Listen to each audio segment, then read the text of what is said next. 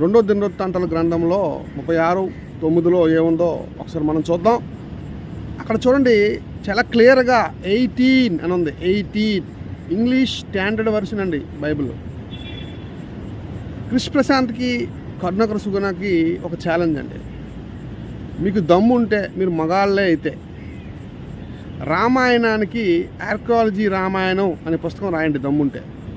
బైబిల్కి archaeological Bible అనేది ఉంటుంది. ఇదే విధంగా మీ కాలానికి నేను ఛాలెంజ్ విసురుతున్నాను.